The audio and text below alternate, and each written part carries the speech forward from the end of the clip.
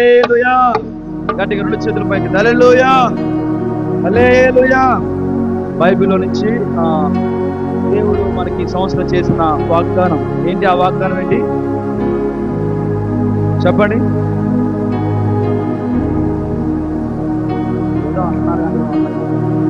ఒకేసారి చెప్పండి. స్టార్ట్ చేయండి. నిన్ను గొప్ప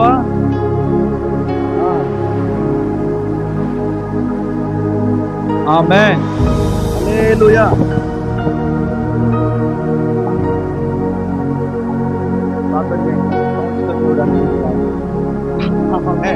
హల్లెలూయా. అందరికి పేరెంట్ వచ్చేంతవరకు నా మాట అనే ఉంటాను.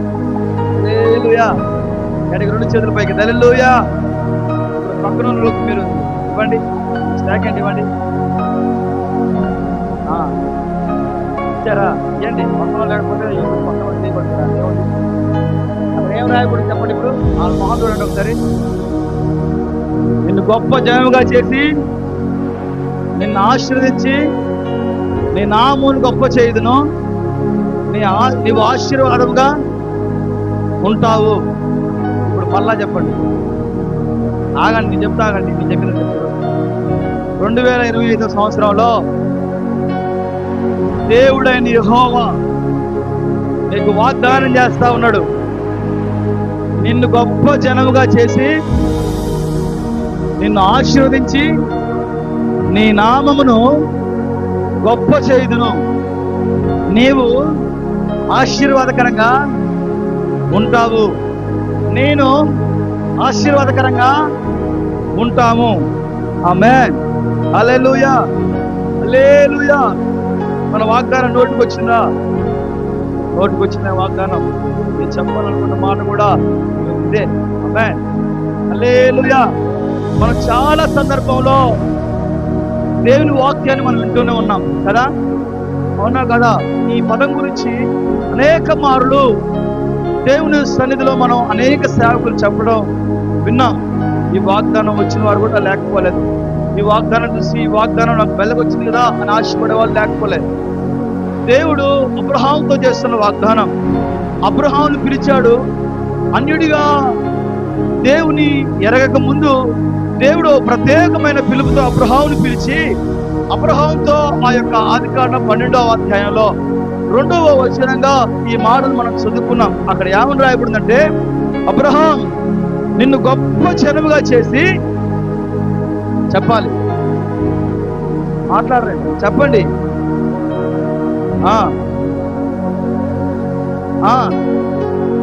నీవు ఆశీర్వాదకరంగా ఉంటావు. ఇదిగో అబ్రహాం నువ్వు దీవించబడతావు. నీ పేరు మార్చబడుతుంది కదా. అబ్రహాం అని మార్చి దేవుడు అనేక రకాలైన ఆశీర్వాదాలతో దేవుడు అబ్రహాంని దీవించాడు. అబ్రహాం గారి పేరు మారకముందు ఏం పేరు? అబ్రహాం కదా. అబ్రహాం కాయలాగా ఆయన కూడా ఆ పేరు నేను చిన్నప్పుడు గారి దగ్గర మానవ అదేనేమో ఆ పేరు దానికి పెట్టిదేమనుకున్నా. హల్లెలూయా హల్లెలూయా. చూడండి, దేవుని యొక్క వాగ్దానం ఎంత శ్రేష్టమైన వాగ్దానం అంటే, ఉన్నతమైన ఆశీర్వాదాన్ని మరెవరికి ఇవ్వని గొప్ప ఆశీర్వాదాన్ని అబ్రహాం సొంతం చేస్తున్నాడు దేవుడు. అయ్యా అబ్రహాం, నీవు విస్తారంగా దీవించబడతావు, నీవు గొప్ప జనాంగంగా చేయబడతావు, నీవు అనేకులకు ఆశీర్వాదకరంగా మార్చబడతావు అని యేసుక్రీస్తు ప్రభువారు అనేకమైన వాగ్దానాలు చేస్తూ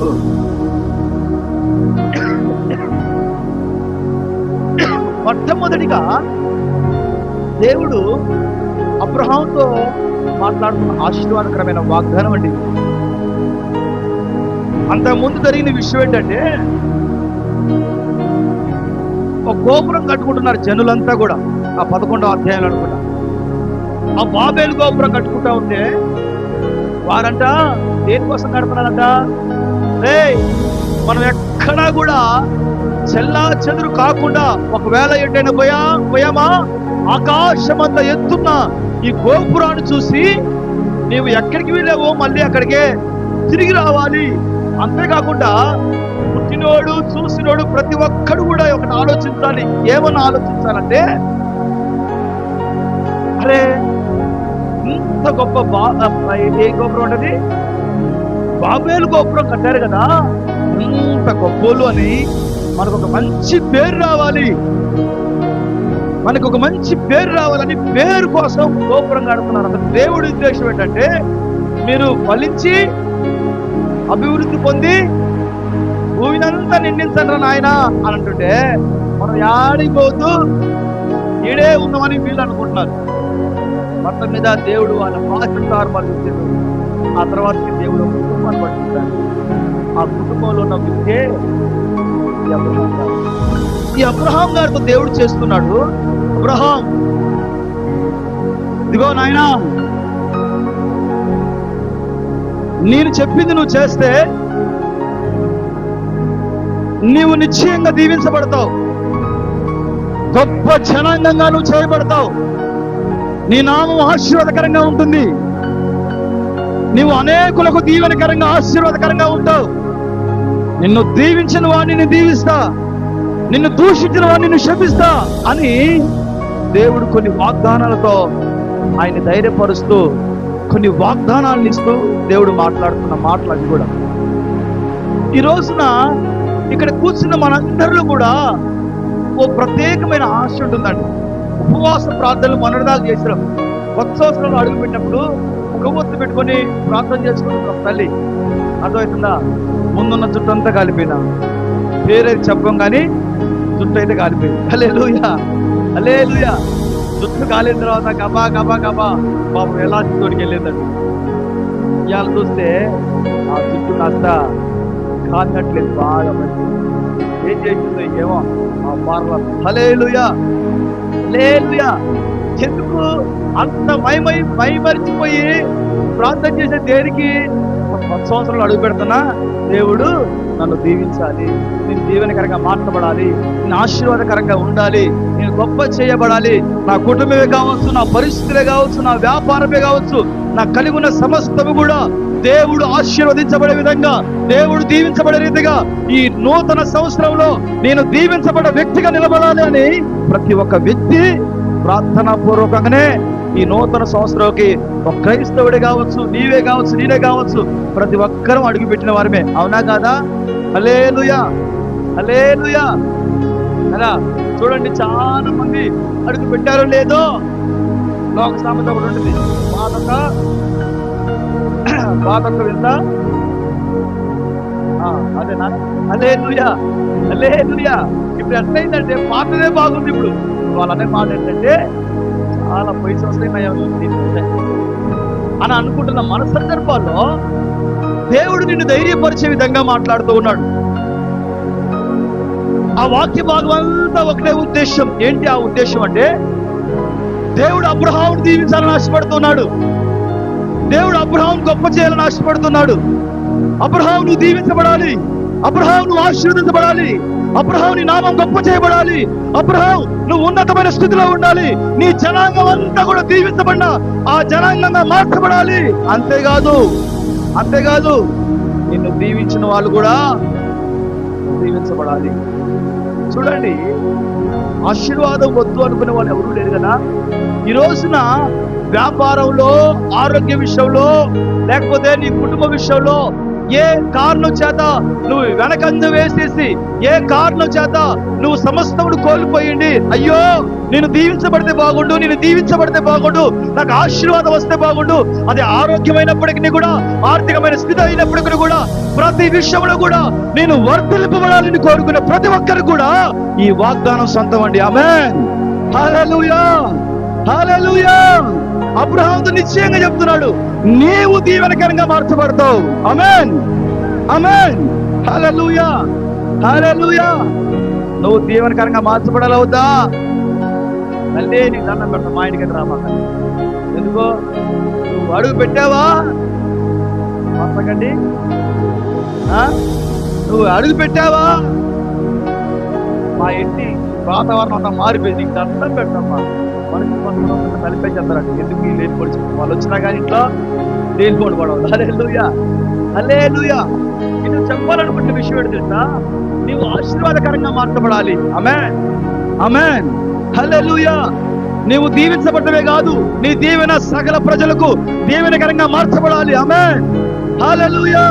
నువ్వు ఆశీర్వదించబడమే కాదు, నీ దీవెన కొద్ది మంది తెలియటమే కాదు, నీ యొక్క ఆశీర్వాదం గురించి లేదా నీ పిల్లలు అనుభవించడమే కాదు, సకల ప్రజలు ఆశీర్వాదకరంగా దీవెనకరంగా, అయ్యో ఆ తల్లిని బట్టి, ఆ కుమారుని బట్టి లేదా ఆ వ్యక్తిని బట్టి నేను దీవించబడుతున్నానే సాక్ష్యం నీ ద్వారా దేవుడు ఒక గొప్ప సాక్షిగా ఆయన మహిమపరచబడే విధంగా ఉండాలండి. ఆమేన్, హల్లెలూయా, హల్లెలూయా, హల్లెలూయా. చెప్పాలి హల్లెలూయా. మాట్లాడరేంటండి? ఉండాలా వద్దా? ఉండాలా వద్దా? చెప్పరు.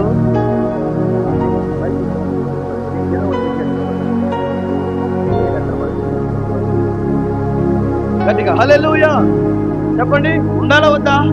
నువ్వు దీవెనకరంగా ఉండాలా వద్దమ్మా? నువ్వు దీవెనకరంగా ఉండటమే కాదు, నువ్వు దీవించబడమే కాదు, నిన్ను బట్టి నీ కుటుంబం దీవించబడాలా వద్దా? ఇక్కడ ఎంతమంది కోరుకుంటున్నారు చెప్పండి? ఎంత చేయొద్దండి. మీకు ఆశీర్వాదం ఉందా? సైడ్ పెట్టి మంచి పడాలి, చేయి లేపేది మంచి లేపరాదు. అదే చెప్పేస్తే దేవుడు నన్ను దీవించలాగా చెప్పుకోరాడు ఒక మాట. అంతా ఎంత బాగుంది ఆ వాగ్దానం. హల్లెలూయా, హల్లెలూయా. దేవుని ఆశీర్వాదానికి కావాలా వద్దా? దేవుడిని దీవించాలా వద్దా? ఈ నామం గొప్ప చేస్తారని అప్పుడెప్పుడో వాగ్దానం చేశాడు కదా.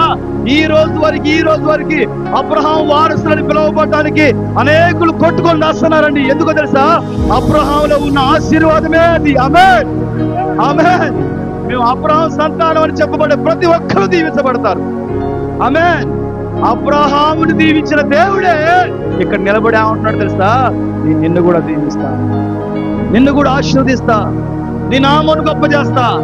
నువ్వు ఎక్కడైతే తగ్గి ఉన్నావో, ఏ చోటైతే నీకు పేరు కీర్తి ఖ్యాతి లేదని నువ్వు బాధపడుతున్నావో, దేవుడు అక్కడే ఉన్నతమైన స్థితిలో దేవుడు ఆశీర్వాదకరంగా నిన్ను, నీ బ్రతుకుని, నీ కుటుంబాన్ని, నీ సంఘమును మార్చి అనేకులకు ఆశీర్వాదకరంగా దేవుడిని నిలబెట్టే రోజు ఇదే రోజు కావును గాక. ఆమేన్, హల్లెలూయా, హల్లెలూయా. చూడండి, అబ్రహాం నువ్వు దీవించబడ్డావా? దీవించబడ్డావు. అందులో దేవుడు ఎవడికి ముందే ఆశీర్వాదాలు లేదండి. ఇచ్చాడక్క, ఇచ్చాడా? ఏలే. అక్కడ పైన ఒక మాట మాట్లాడుకుంటూ కింద విషయం వచ్చారు. చాలా కుటుంబాలు విన్నారు కానీ దేవుడు నాకు బయలుపరిచిన విషయాలు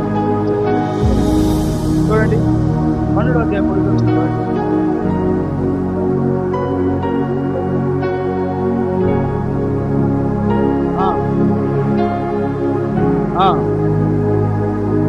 హల్లెలూయా. చూడండి ఎవరున్నాడు ఆయన? హెబ్రీ రాసిన పత్రిక, హెబ్రీ రాసిన పత్రిక 11వ అధ్యాయం 8వ వచనం అక్కడ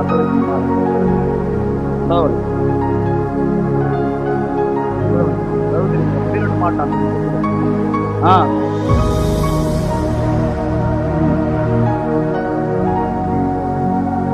హల్లెలూయా.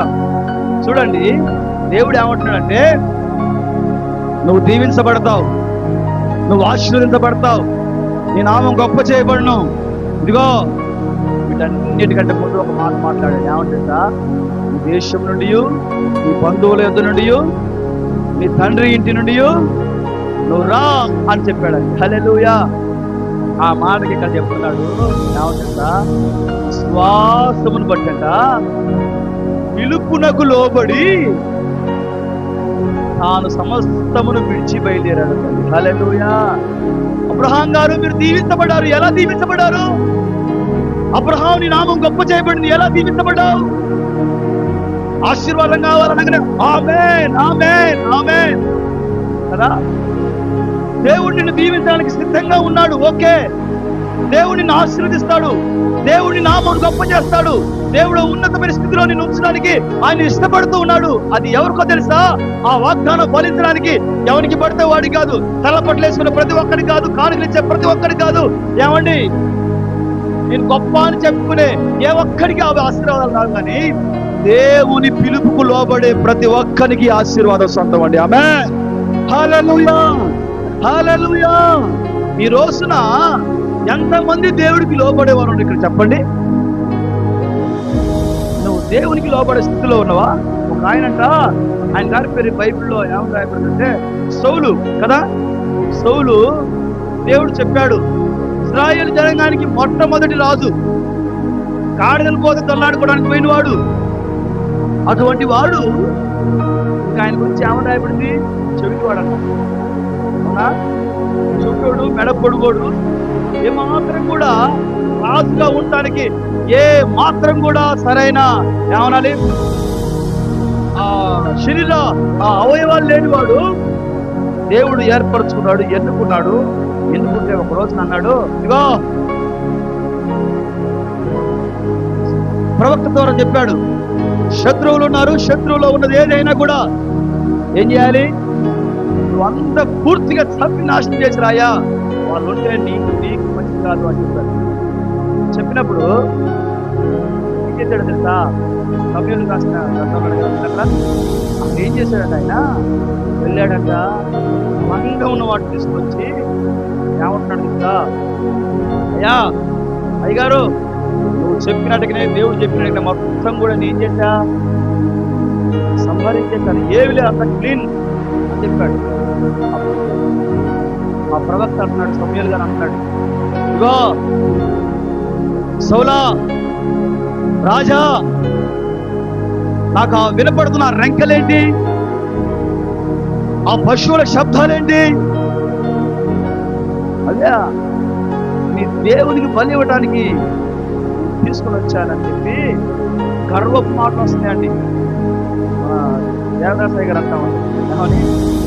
గర్వం అంట గుర్రమెక్కి తిరిగినంత. హల్లెలూయా.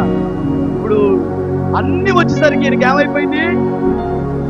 గర్వాంతుడైపోయాడు.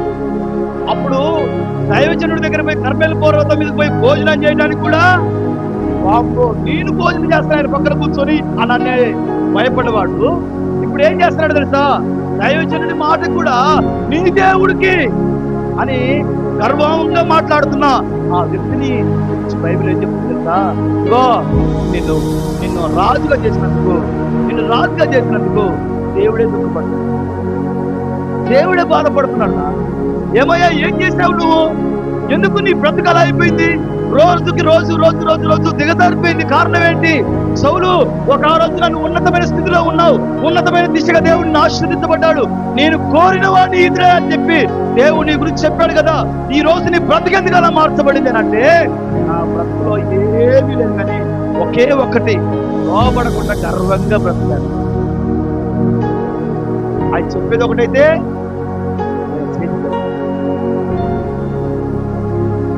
ఈ రోజున దేవుడు నన్ను దీవించాలి, అబ్రహాం దీవెనలన్నీ నాకు రావాలని చెప్పే మీ ఆలోచనలో ఖచ్చితంగా అబ్రహాం మనకు నేర్పిస్తున్న పాట ఏంటంటే, నాకు కష్టమైన ఇష్టమైన విడిచిపెట్టవలసిన వాటిని అన్నిటి కూడా. ఆమేన్, హల్లెలూయా. దేవునికి లోబడ్డా, ఆ పిలుపుకు లోబడ్డా. దేవుడు చెప్పాడు, అబ్రహాం విడిచిపెట్టు, బయలుదేరు అనగానే ఏమాత్రం కూడా ఆలోచించకుండా పిలుపుకు లోబడ్డా అనే ఒక గుణాన్ని కలిగిన ఆ వ్యక్తి మనకు నేర్పిస్తుంది. నా ఆశీర్వాదాలన్నీ మీకు అనుగ్రహిస్తా, నా దీవెనలన్నీ మీకు అనుగ్రహిస్తా. అబ్రహాంకి ఇచ్చిన వాడిని నీకు ఇవ్వనా? అబ్రహాంకి ఇచ్చిన దేవుడిని నీ జీవితంలో ఇవ్వనా? అబ్రహాం దీవించిన రీతిగానే, అబ్రహాం నామమును గొప్ప చేసిన రీతిగానే నిన్ను గొప్ప చేయనా? నువ్వు దీవెన లేకుండానే ఉండాలనేది నా ఉద్దేశమా? కాదు, నిన్ను దీవించాలనేది నా ఉద్దేశం. ఆమేన్. నిన్ను ఆశీర్వదించాలనేది నా ఉద్దేశం. హల్లెలూయా. ఉన్నతమైన కోణంలో నీవు గొప్ప చేయబడాలని నా ఉద్దేశం. కాకపోతే నీవు నాకు లోబడే వ్యక్తివా? దేవునికి మనం లోబడే వ్యక్తులమా? మాసిదోనియా సంఘం గురించి కొరింథీ రాసిన పత్రిక ఏమంటుందా? మేము విశేషమైన కృపను పొందుకున్నాము, దేవుని చేత కృపను పొందుకున్నాం. ఎందుకో తెలుసా? దేవునికి ఆయన చిత్తం వలన ఆయన దాసులకు కూడా ఏం చేస్తారంటే వాళ్ళు లోపరుచుకునే నీతి మాకున్నారు. ఈ రోజున సార్లు దేవుడికి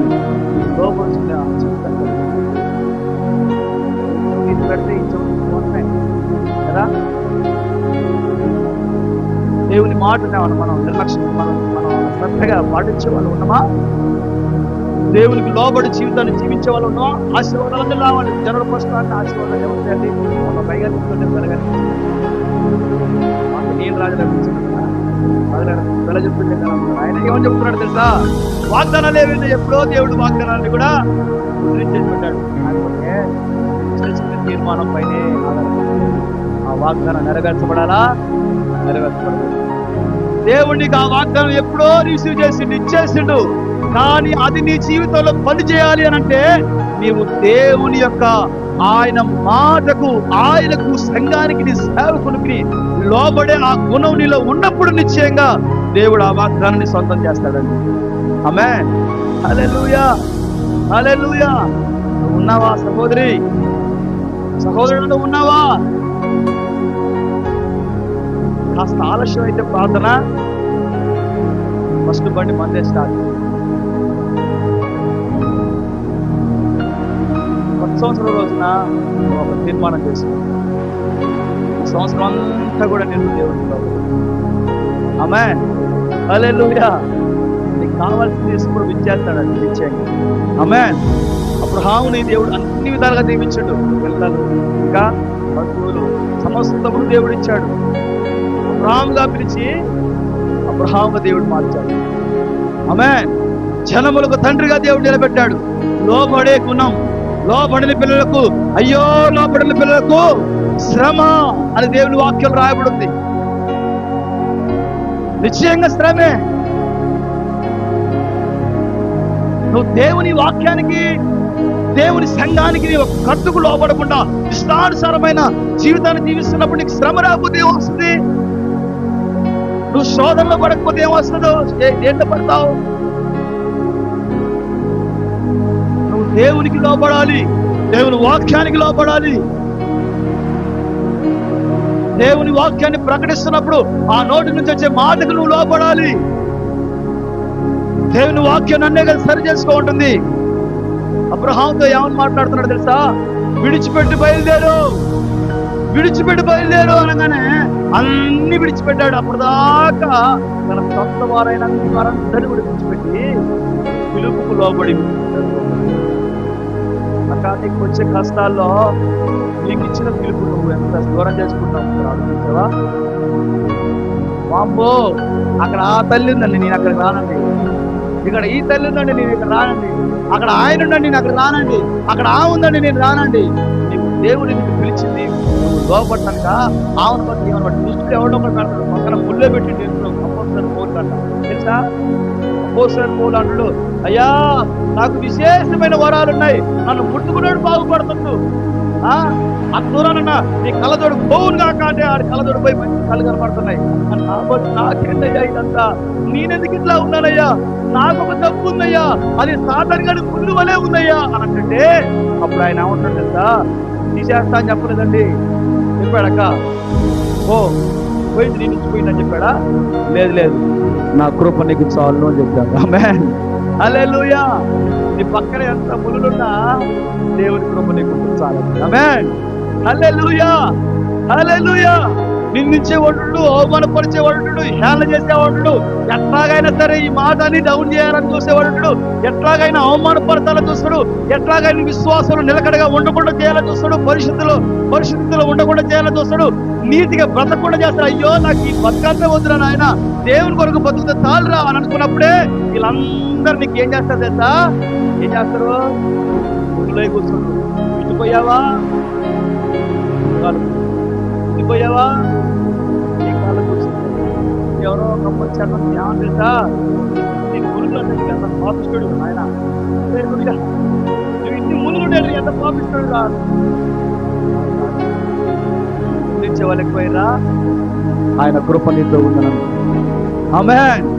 హల్లెలూయా. నువ్వు లోపడుతున్నప్పుడు ఇవన్నీ వస్తా ఉంటాయి నీకు. ఆమేన్. హల్లెలూయా. ఇప్పుడు చెప్పండి, దేవుడు నిన్ను పిలిచాడు కదా, ఆశీర్వాదానికి వారసులుగా ఉండడానికి రాజ్యానికి పిలిచాడు. రకరకాల పిలుపులు ఉన్నాయి. రక్షణ పిలుపుంది, సేవా పిలుపుంది, ఆ పిలుపు కూడా ఉంది. హల్లెలూయా. అవునా కదండి? రక్షణ పిలుపుంది, సేవా పిలుపుంది, మహిమ పిలుపు కూడా ఉంది. హల్లెలూయా. ఈ పిలుపులన్నింటిలో కూడా ఎంత దేవునికి లోబడుతున్నావు అంటే నవ్వుకోవడానికి కొంత చెప్పొచ్చు, కానీ నువ్వు లోబడతంతో నీలో లేనప్పుడు, నీలో లోబడతంతో నీలో లేనప్పుడు దేవుడు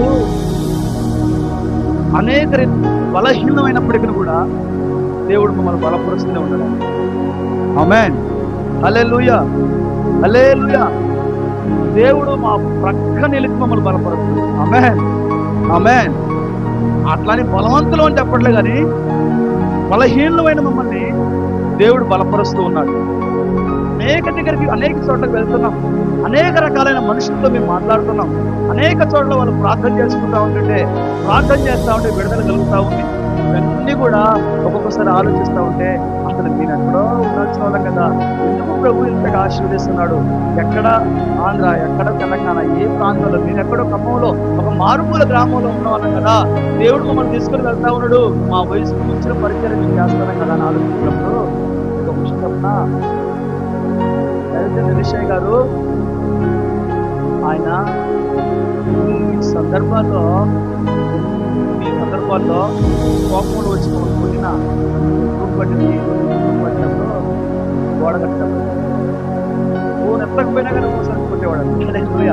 ఫోన్ ఎత్తకపోయినా వచ్చి కొట్టేవాడు. కారణం లేకుండా కొన్ని సందర్భాల్లో బాహు మీద వచ్చి కొట్టేవాడు, తిట్టేవాడు. మైకులు కట్టకపోయినా తిట్టేవాడు, కాస్త ఆలస్యమైన తిట్టేవాడు. ఏం జరిగింది కూడా తెలియదు, ఏం జరిగింది అని అనుకున్నా కానీ అట్లే ఆ పని మమ్మల్ని గుర్తుపెట్టదు. కానీ మరలా ఇంటికి వచ్చిన తర్వాత మరలా మాట్లాడేవాడు.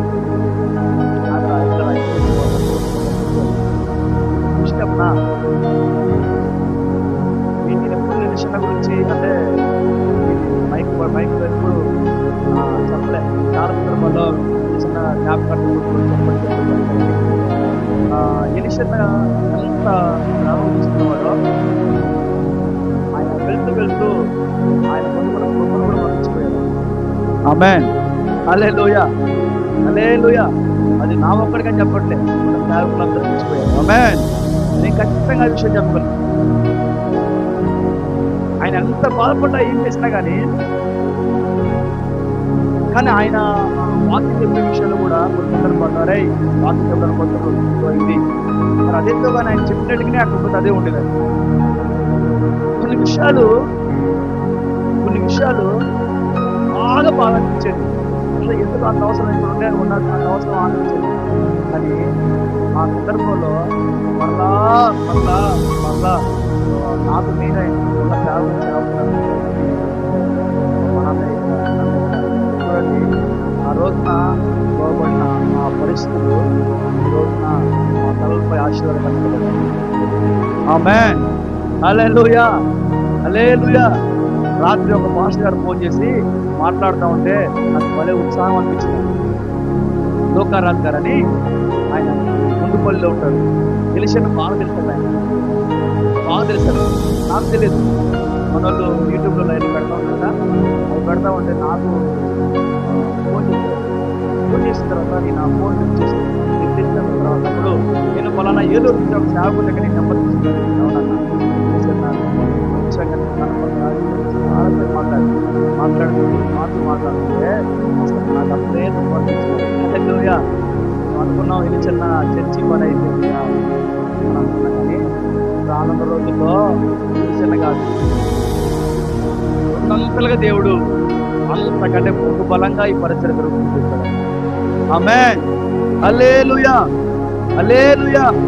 హల్లెలూయా. మీరు రావాల్సినప్పుడు అచ్చినప్పుడు అని అంటే నేను అనుకున్నా కదా, నల్లే అన్నా ఇప్పుడు మొత్తం మనకి రావాలన్నా చెప్తా ఉంటే ఆయన పిలిపించిన వాళ్ళు ఎవరెవరు తెలుసా?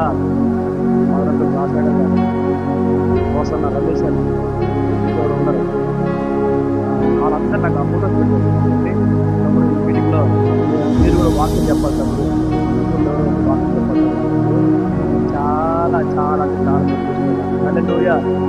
హల్లెలూయా. హల్లెలూయా.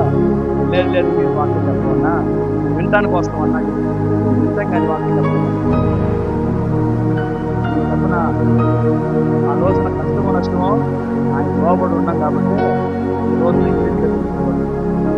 ఆమేన్. అడవిలో పోయి వదిలేసి వచ్చినా అక్కడ కూడా సంఘాన్ని కట్టాడు, దేవుడు కృపనిచ్చాడు. ఆమేన్. హల్లెలూయా, హల్లెలూయా. అడవిలో పోయి ఎడారిలో పోయి వచ్చిన అక్కడ కూడా దేవుడు ఇద్దరు ముగ్గురితోనైనా ఆరాధన చేసి అంత కృపను దేవుడు మాకు ఇచ్చాడంటే కేవలం లోపడ్డాడు. ఈరోజు దేవుడు నువ్వు లోపడు, నువ్వు లోపడాలన్నా, నువ్వు లోపడాలన్నా, నువ్వు లోపడ్డప్పుడు దేవుడికి ఆశీర్వాదం వస్తుంది. ఒకటి లోపడ్డాడు, రెండు ఆయన ఏమంటున్నాడు తెలుసా? ఏమంటున్నాడట అక్కడ 12వ అధ్యాయంలో రాయబడింది, నేను చూపించు దేశమునకు వెళ్ళు. నీకు ఇష్టమైన దేశం పో అన్నాడా? కాదు, నేను చూపించే ఆ దేశమునకు నువ్వు పో. నేను చిత్తం కాదు, అక్కడ నేను చూపిస్తా.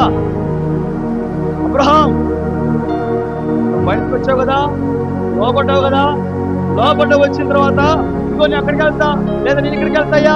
లోతు అన్నాడు, ఇదిగో నాకు మంచిగా అక్కడ అవపడుతుంది. ఐగుప్తులో ఉన్న ఆ సంపద అంతా, పశు సంపద అంతా కూడా ఎంత బాగా పడుతుంది. యెహోవా ఏదో కోటవల అంత పచ్చగా పడుతున్నట. ఎవరు చూపించారని వారు చూపించారు. ఆయన నాకైనా పశువు తినడానికైనా చాలా బాగుంది, ఇక్కడే ఉన్న ఎండిపోయింది తప్ప అని వెళ్ళారా? అక్కడే చూడండి, అబ్రహాం జీవితంలో స్పష్టంగా చెప్తున్నాడు దేవుడు, నేను చూపించే దేశానికి వెళ్తావా అబ్రహాం? నేను చూపించే దగ్గరికి నువ్వు వెళ్ళాలి, నువ్వు వెళ్ళాలి, నేను చూపించే దగ్గరికి. ఆ మాటకు అర్థం ఏంటి తెలుసా? నీ ఇష్టం అక్కడ పనికిరాదు, నీ పట్ల నా చిత్తమే జరగాలి. ఆమేన్. హల్లెలూయా. నీ పట్ల నా ఇష్టమే జరగాలి. హల్లెలూయా, హల్లెలూయా. ఈ రోజున మనకి ఇష్టమైనే మనం చేస్తాం కదా, అవునా కదండి? చాలా మంది పరిచయ విషయంకి వచ్చేసరికి, పనుల విషయంకి వచ్చేసరికి, లేదా ఇంకా మన జీవితంలో ఏదైనా సరే ఆ సంఘటన పరిస్థితి వచ్చినప్పుడు మనకి ఇష్టానుసారంగా వెళ్ళాలనుకుంటాం. కాదు, దేవుడు ఇష్టమైన దానికి నీకు నువ్వుగా అంగీకరించబడ్డప్పుడు, అప్పగించుకున్నప్పుడు మాత్రమే నువ్వు నిమిత్తపడతావు అన్న సంగతి మరచిపోకూడదు. హల్లెలూయా. యోనా దగ్గరికి వచ్చేసరికి యోనా పరిస్థితి అదే అయింది. యోనా అంటున్నాడు దేవుడు, యోనా నిన్నవే పట్టణస్తులా దోష మరి ఘోరంగా ఉంది, ఆ పరిస్థితులన్నీ దారుణంగా ఉన్నాయి, నువ్వు వెళ్ళి సువార్త చెప్పాయంటే ఆడికి సువార్త చెప్పి వాడిని బాగుపడుతున్నాడు. ఎందుకు? నాకు ఇష్టమైన చోటుకే నేను పోతాను. నిన్నవే నుంచి అడిగిపోయాడు, అడిగిపోయాడక్క పరిశీలిస్తూ వెళ్ళాడు, అవునా కదా? అక్కడ ఏం జరిగింది చెప్పాలి. ఏం జరిగింది? ఓడలో అందరి కీడే. పట్ల దేవుడి చిత్తం జరగనప్పుడు నిన్ను బట్టి కీడే, ఆశీర్వాదం లేదు అక్కడ. అది గుర్తుంచుకోండి. నేను ఎందుకు ఈ విషయం చెప్తున్నానంటే, నువ్వు ఆశీర్వాదకరంగా ఉంటావు అని అబ్రహాం గురించి దేవుడి వాగ్దానం నెరవేర్చబడిందంటే, అబ్రహాం దేవుడి చిత్తానికి లోబడుతూ, దేవుడి ఇష్టానికి లోబడుతూ ముందుకు పోయాడు. యోనా అలాగానే. యోనా ఏం చేశాడు? దేవుని మాటకు వ్యతిరేకంగా తన యొక్క దృష్టి మళ్లించుకున్నాడు. దేవుడు ఒక మార్గంలో నడవంటే తనొక మార్గంలో నడుస్తున్నాడు. దేవుడు ఒక ప్రయాణం చేయమంటే తనొక ప్రయాణం చేస్తున్నాడు. దేవుడు ఒక ఓడలు ఎక్కమంటే ఆయన మరొక ఓడలు ఎక్కాడండి. ఆ ఓడలో అందరికీ ఈయన ద్వారా ఎక్కడో మంచిగా హాయిగా ప్రార్థన చేసుకోవాల్సినోడు డాడీ పోయిండు, హల్లెలూయా. అసలుకే జ్ఞాపకం కూడా ఒకరోజు నాలుగు రోజులు వస్తాం, అవునా కదా? అప్పుడే ఒడిని హల్లెలూయా. ఒడిని చెప్పొద్దు కదా. ఇలా మీరు చేపలు కూడా చేపలా చేపలా చెప్పండి, చెప్పండి. అన్ని అదే వాస్తాం తినేవాళ్ళే, కాబట్టి అందరు తినేవాళ్ళే. తీసి అనుకుంటే మన నాతో పాటు మన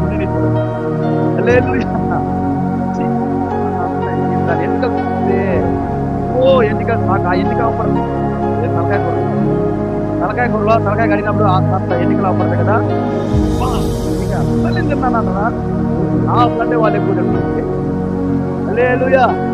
నేనేమో సిగ్గు తినలేకపోతున్నా, నాకు తినాలని ఉంటా కానీ అయ్యగారు తింటుంటే అక్కడ కొంచెం కలుపుతుంది. నా పక్కన తిన్న వాళ్ళేమో అది మొత్తం తెలియదు.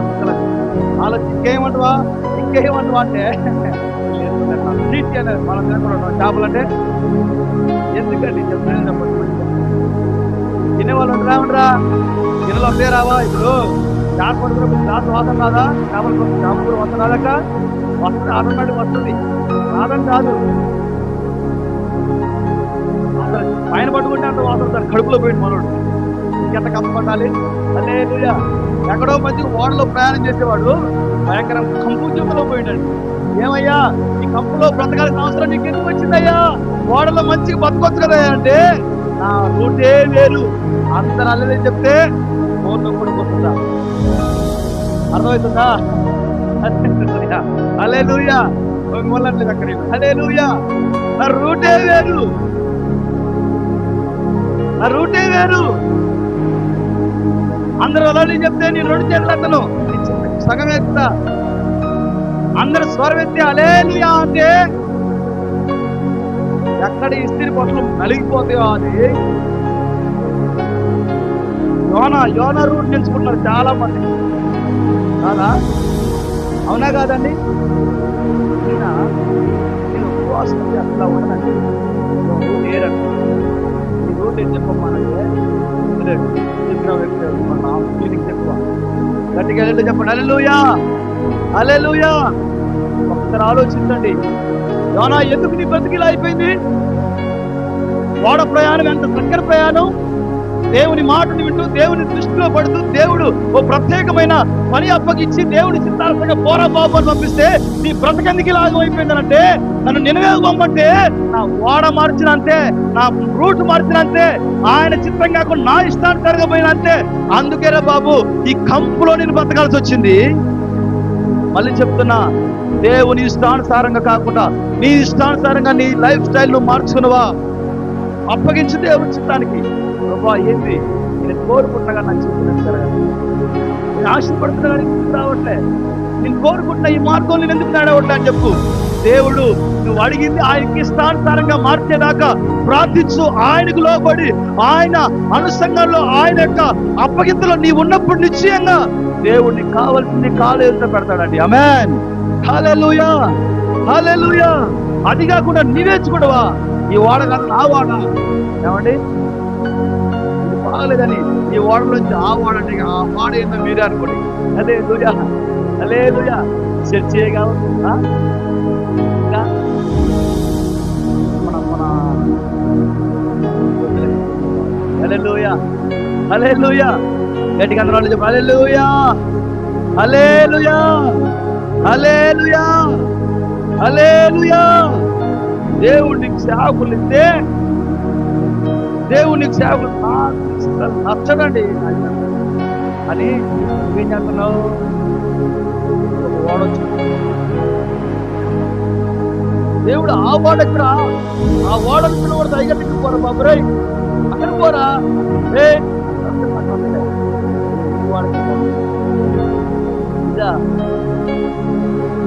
అది సరైనది కాదు, అది పరిపూర్ణమైనది కాదు, అది సమాధానకరమైనది కాదు. పట్టడానికి ఆ ఓడ తయారైంది కంపు పట్టడానికి తెలుసా? నీ పరిస్థితిని మార్చడానికి ఆ ఓడ తయారైంది. నీ ఇష్టానుసారం కాదు, దేవుని చిత్తానికి లోబడ్డప్పుడు మాత్రమే. ఆమేన్. హల్లెలూయా, హల్లెలూయా. ఒక మాట చెప్పి చెప్పండి. ఫస్ట్ ఆదివారం కాబట్టి చెప్తున్నాను కానీ వచ్చే ఆదివారం సంతకిస్తాను. హల్లెలూయా. ఇంకోటి హెబ్రీ పత్రికలోనే ఉంది, 5వ అధ్యాయమంట. విశ్వాసమును కొట్టండి. వాళ్ళు ఏం చేశారంట? విశ్వాసము ఏం చేశారు అమ్మా చెప్పండి. 8వ అధ్యాయం రోమ పత్రిక 14వ అధ్యాయం. విశ్వాసమునందు బలహీనులుగా వాళ్ళు తీరదా?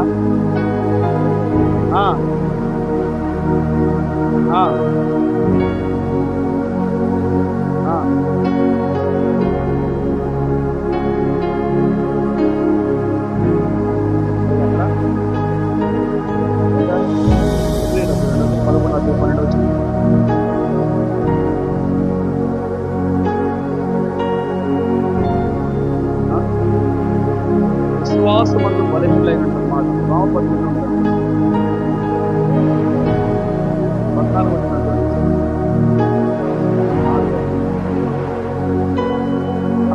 ఏమైందంటే శారా గర్భం వాళ్ళు ముసలి వాళ్ళు అయిపోయారు కదా, వారు ముసలితనానికి వచ్చిన తర్వాత పిల్లలు కట్టడానికి అవకాశం లేనందుగా వాళ్ళ శరీరాలు ఉన్నాయి. అక్క 14 11 చదవక. విశ్వాసమును బట్టి వాగ్దానం చేసిన వాడు నమ్మదగిన వాడని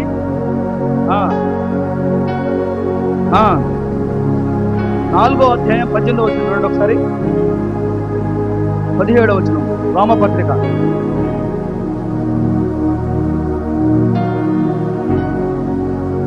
తాను విశ్వసించిన దేవుని ఎదుట అనగా మృతులను సజీవులుగా చేయవాడును, లేని వాటిని ఉన్నట్టుగా పిలుచువాడైనా దేవుని ఎదుట అతడు మనందరికీ తండ్రి అయినాడు. చదవండి అక్క. ఇప్పుడు చూడండి 18వ వచనం నుంచి చదవండి అక్క.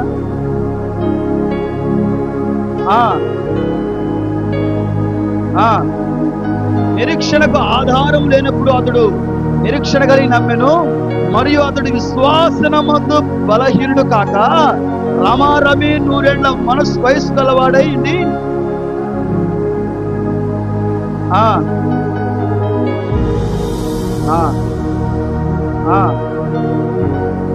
అవిశ్వాసం వలన దేవుని వాగ్దానము సందేహింపకుండా ఏం చేసినట? దేవుణ్ణి మహిమపరిచి ఆయన చేసిన వాగ్దానమునట నెరవేర్చుటకు సమర్థుడని రూఢిగా విశ్వాసం ఉంచాడటండి. హల్లెలూయా, హల్లెలూయా. ఇప్పుడు నేను 2 విషయాలు చెప్పాను. ఒకటి ఏంటంటే దేవుని పిలుపుకు మనం లోపడాలి, ఆయన లోపడాలి, మన సిద్ధాంతి సేవకుడు దేవుని మాటకు మనం లోపడాలి. రెండోది ఏంటి?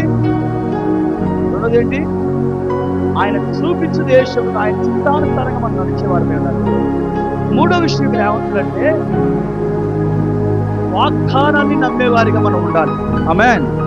వారికి ఏం చేశాడంటే, నీకు కుమారుడు దేవుడు అనిపిస్తానని దేవుడు వాగ్దానం చేశాడు. ఎప్పుడో 100 ఏళ్ల వయసు గలవాడై ఉన్నాడు, మృతతుల్యమైంది ఆ శరీరం అంతా, సాకారం లేదు, బలహీన అయిపోయినారు. కానీ వారు అవిశ్వాసం వలన వాగ్దాన విషయంలో సందేహింపక దేవుడిచ్చిన వాగ్దాన విషయంలో విశ్వాసం ఉంచి ఆయన నెరవేర్చుటకు సమర్థుడని రూఢిగా విశ్వాసం ఉంచారంటండి. ఆమేన్.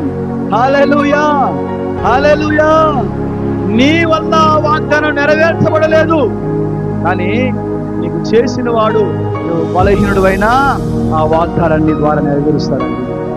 ఆమేన్. హల్లెలూయా. ఈ మందిరం కట్టగలుగుతారా? 2 కోట్లు 3 కోట్లు అయితే ఏడ కడతానండి? ఏడండి ఒక్కొక్కరు వాళ్ళకి అప్పులు ఉంటాయి, ఏడ కడతానండి. వాగ్దానం వాడు ఏం చేశాడంట? నువ్వు బలహీనుడు అయినా రూఢిగా నమ్ము. ఆమేన్, ఆమేన్, హల్లెలూయా. నువ్వు రూఢిగా వాగ్దానం నమ్మావా, ఆ వాగ్దాన ఫలాన్ని నిశ్చయంగా అనుభవిస్తావు. ఆమేన్, ఆమేన్. నా ప్రియమైన సహోదరి సహోదరుడా, దేవునికి ఇచ్చిన మాట, దేవునికి చేసిన వాగ్దానం, దేవుడు నీతో మాట్లాడిన ప్రతి విషయం కూడా నువ్వు దేవుని సన్నిధిలో ప్రార్థించేటప్పుడు విశ్వాస సహితమైన ఆ మాటను నమ్మే వ్యక్తిపై ఉంటే నిశ్చయంగా ఆ వాగ్దానాన్ని దేవుడు నీ జీవితం నెరవేరుస్తాడు. ఆమేన్. ఆ వాగ్దానాన్ని పొందుకోలేనంత బలహీనుడివై నీవు ఉన్నప్పటికీ కూడా నీ విశ్వాసమే నీ జీవితంలో ఆ వాగ్దానం నెరవేరుస్తుంది. ఆమేన్, ఆమేన్, హల్లెలూయా, హల్లెలూయా. వారిలో ఒంటరి 1000 మంది అని దైవజనుడైన ఎలీషా గారికి దేవుడు వాగ్దానం చేశాడట. అప్పుడు ఆయన బలహీనుడు, కత్తివాడు, చదువు లేనివాడు, నా వల్ల అయితే ఒక్కలతోనైనా సరే అయ్యగారు అని పిలిపించుకోవాలని ఆశపడ్డాడట ఎలీషా గారు. అతను చెప్పేవాడు, ఒక్కలతోనైనా అయ్యగారు, మాస్టర్ గారు మా ఇంటికి వస్తారా అని అనిపించుకోవడానికి ఏం చేశాడట? ఆశపడ్డాడట. సైకిల్ వేసుకుని పోతా ఉంటే సరిగా మాట్లాడుతూ ఉంటే దేవుడు చేసిన వాగ్దానం, వారిలో ఒంటరి అయిన వాడు 1000 మంది అగును. ఆయన బలహీనుడే గాని వాగ్దానం చేసిన వాడు బలవంతుడు. ఆమేన్. ఆ వాగ్దానం అందు విశ్వాసం ఉంచాడు, ఆ వాగ్దానం ఈరోజు నెరవేర్చబడిందండి. ఆమేన్, హల్లెలూయా, హల్లెలూయా. మొన్న నేను పోసారంలో రెడ్డిస్ వాళ్ళ ఇంటికి వెళ్తే ఆమె చెప్తా ఉందండి, నాతో పాటు ఎవరు వచ్చారు పిల్లలు కదా, ఆమె చెప్తుంది తెలుసా, ఎలీషా గారు అయితే ఆయన ఇక్కడ కూర్చొని అన్నం తింటే కనుక నీళ్ళు ఇస్తారా అని అరుగుల మీద కూర్చొని అడిగేవాడు. ఎప్పుడు వెళ్ళే అనిపించేదంట మాకు. ఒక బస్సు ఎక్కువ వచ్చేవాడు, ఒక యాంపర్ నెత్తిమి పెట్టుకొని మైక్ సంకలు తగిలించుకొని బ్యాగు తగిలించుకొని ఇంత బ్యాగ్ తగిలించుకొని ఆయన వచ్చి సువార్త చెప్తూ ఉండేవాడు. ఇక్కడ ఆయన మర్చిపోలేకపోయాం. ఆ ఊరోళ్ళందరూ ఏం చేస్తారు తెలుసా, పైగా స్లోపు పెడతారు నిజంగా. మొత్తంలో ఎప్పుడైనా అడిగినప్పుడు అడగట్టు అంటే వాళ్ళు ప్రాణం ఇచ్చేవాళ్ళు ఉన్నట్టు కొంతమంది. హల్లెలూయా, హల్లెలూయా. సేవకుడు బలహీనమయ్యాడు కానీ వాగ్దానం చేసిన వాడిపై విశ్వాసం వచ్చాడండి. దేవుడు ఈ రీతిగా దేవుడు నిలబెట్టాడు. ఆమేన్, హల్లెలూయా. దేవుడు నీకు చేసిన వాగ్దానాన్ని త్రోసివేస్తాడా? అయ్యో నేను బలహీనరాలు కదా, ఈ వాగ్దానం నాకు నెరవేర్చబడుతున్నాను అనుకో బాబు. చేసిన వాగ్దానాన్ని బట్టి ప్రార్థన దేవుడు దాన్ని నెరవేరుస్తాడు. ప్రభు ఇట్టి మాటలు మన హృదయాలు స్థిరపరచుదాకా అందరం మోకరిద్దాం.